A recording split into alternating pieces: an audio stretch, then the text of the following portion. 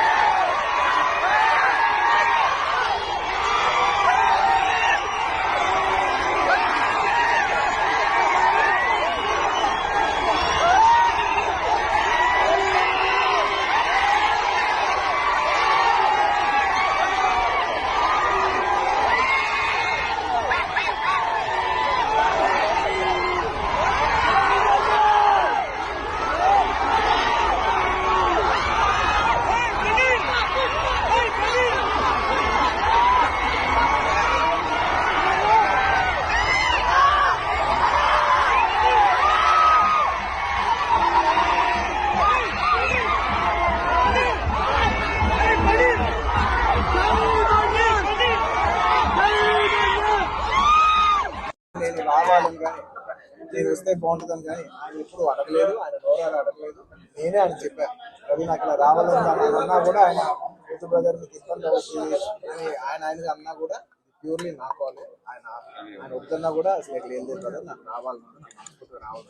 నా ఫ్రెండ్స్ అంటూ ఎవరైనా ఉంటే వాళ్ళు ఏ ఫీల్డ్లో ఉన్నా, ఏ పార్టీలో ఉన్నా, నాకు పార్టీకి సంబంధం లేకుండా నా మనసుకు నచ్చిన వాళ్ళు ఎవరైనా ఉంటే, ఎవరు ఏ ఫీల్డ్ అయినా ఉంటే నేను వచ్చి వాళ్ళని సపోర్ట్ చేయడానికి నాకు మనసుకు నచ్చితే చేస్తాం కదా. అండ్ ఆయన అస్సలు ఏం చెప్పాలంటే ఆయన అస్సలు ఏమాత్రం ఆయనకున్న సంస్కారానికి, ఆయనకున్న గౌరవానికి, ఆయనకున్న ఫ్రెండ్షిప్కి ఆయన ఏ రోజైనా నోరు చేసి అడుగుండొచ్చు. కానీ ఆయన అసలు ఎప్పుడు అడగలేదు. నేను ఆయన అడగలేదు కాబట్టి నాకు ఇంకా ఉంది, అరే ఆయన అసలు ఎవరైతే అడగలేదు, ఎంత క్లోజ్ ఫ్రెండ్ కూడా అడగలేదు, నేనే చేయాలని చెప్పి నాకు లోపల నుంచే ఆ ఫీలింగ్ అనిపించింది. నేనుగా వచ్చాను. ఆయన కొంచెం అక్కర్లేదు బ్రదర్ మీరు ఇబ్బంది పడతారన్నా కూడా పర్లేదు రవి నేను వస్తాను ఆయన సపోర్ట్ చేద్దామని వచ్చాను. ఎందుకంటే ఈ 5 ఏళ్ళలో మేము మామూలుగా చాలా మంది చూస్తుంటాం కదా, 5 ఏళ్ళు మామూలుగా ఏదో ఫస్ట్ లో కొంచెం కనబడి ఏదో లాస్ట్ లో ఒక సంవత్సరం లాస్ట్ ఒక 6 నెలలో సంవత్సరం తిరుగుదాం అనే ఒక మైండ్ సెట్ ఉన్నారు. కానీ రవి గారు అలా కాకుండా 4-5 ఏళ్ళు ఆయన మొత్తం ఆయన ప్రాణం ఆయన మనసంతా కూడా ఆయన నియోజకవర్గం మీద ఉంటే నాకు అర్థమవుతుంది ఎంత అంటే ఒక కష్టపడి పనిచేసే పర్సన్కి అవతల పర్సన్ కష్టపడి నాకు తెలిసిపోతుంది. ఇంత సిన్సియర్గా చేసే మనిషికి 100% నేను నిజంగా నేను ఇంకెవరి గురించి నేను ఇంత గ్యారంటీగా చెప్పలేదు. ఈ వ్యక్తి ఇంత కష్టపడ్డా నేను దగ్గర నుంచి కళ్ళారా చూశాను కాబట్టి నేను చెప్పగలను. అలాంటి మా రవి గారు ఇలాంటి ఎన్నెన్నో విజయాలు సాధించాలని మనస్ఫూర్తిగా కోరుకుంటూ అండ్ అలాగే ప్రజలందరికీ మంచి జరగాలని చూసుకుంటూ సెలవు తీసుకుంటాం.